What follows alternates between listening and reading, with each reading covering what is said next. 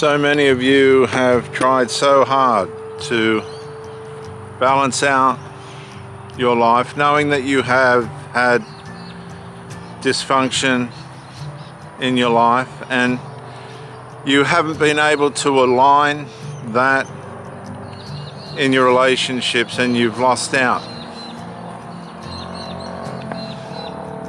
Consequently, because you were unable to maintain a healthy relationship with a primarily healthy person or people, you've decided that you're unworthy and you need to find intimacy with people like yourself, or at least what you think are like yourself. You're empathetic, you help people, you enable all the weak people around you to continue with their addictions and their medications that they possibly don't need. They just need to man up or wife up or be stronger. But you enable all the weaknesses and all the dysfunction. You're what's called a rescuer, a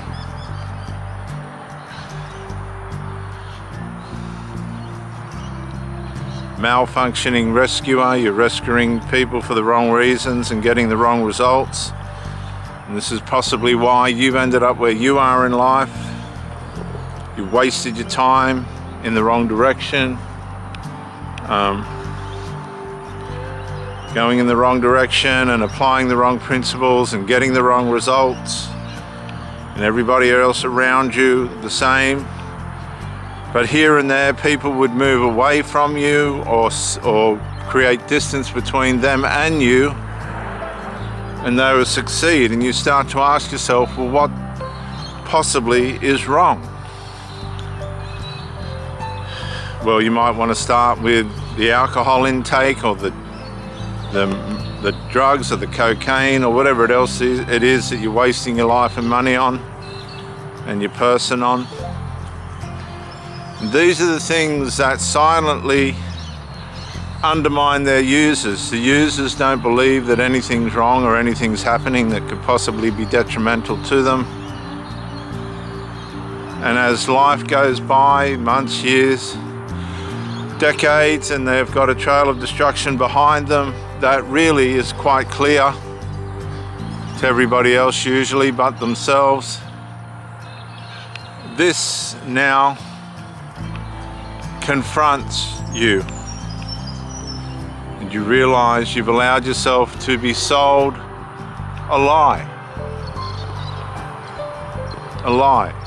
You've used things that have happened to you in life to be excuses for habits that you enjoy, but you knew they were destroying you. And you knew they were going to destroy your children as well, but you didn't mind that. You supplied them and sent them down the same path, wicked, ruinous path that you were on. And let me say to you,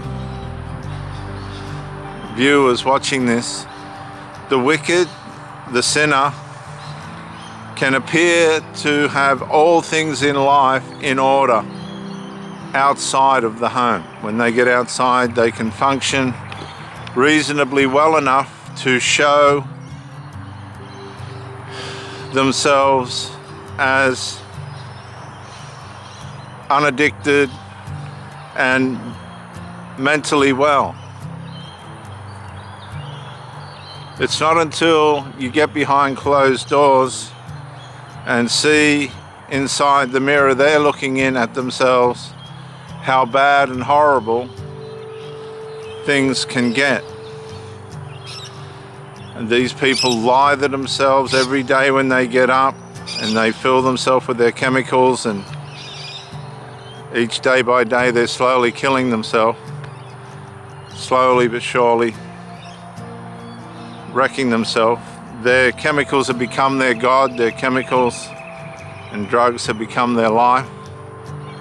They've forgotten now and don't know how to function or regulate their bodies and minds in a way in which is normal. So they're completely reliant on the drugs and medications and recreational drugs and things that they take as reasons for their mental health or pain or this kind of thing.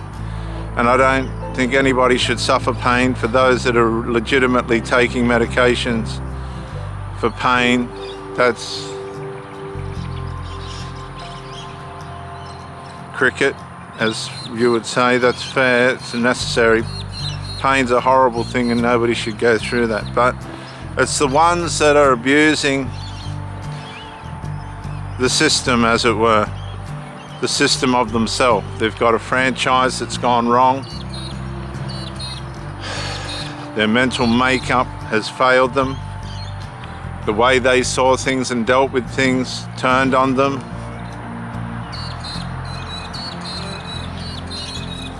And now the consequences of that are accumulating internally, with cancer starting and all these things that they're usually not aware of until it's too late. And they risk all this, they risk their health for the God of their habits. And they'll say there is no God and all this, I hope God helps you, and all this mockery and things. And then when it comes to the end, you'll see it. I've seen it in the hospitals as a minister. They want to make it right with their Maker. They just want to know everything's going to be all right when they pass over. Not all, but some. A lot of people live their life against their conscience, and this causes illnesses, mental illnesses and things, living against your conscience. A lot of people have been so terribly deceived by what life has done to them and how they've allowed themselves to be convinced and become sour with things that were good.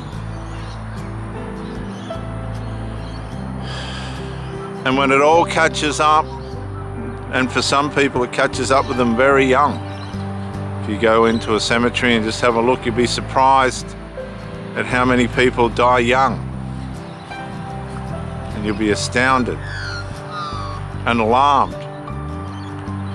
Some people just aren't fortunate, and these are the ones that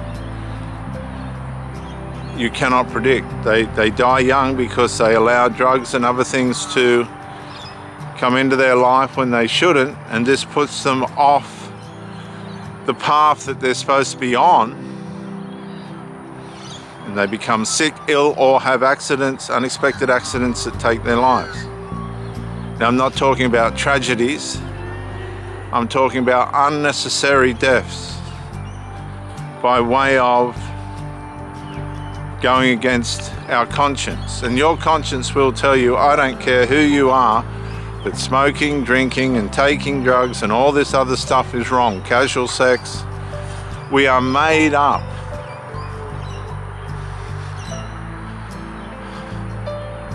to look after ourselves and to love one person. But if that person's not performing and the relationship fails for one reason or another, you can recover and find somebody else and try again. Some people never try again. It's just all too hard and it hurts too much.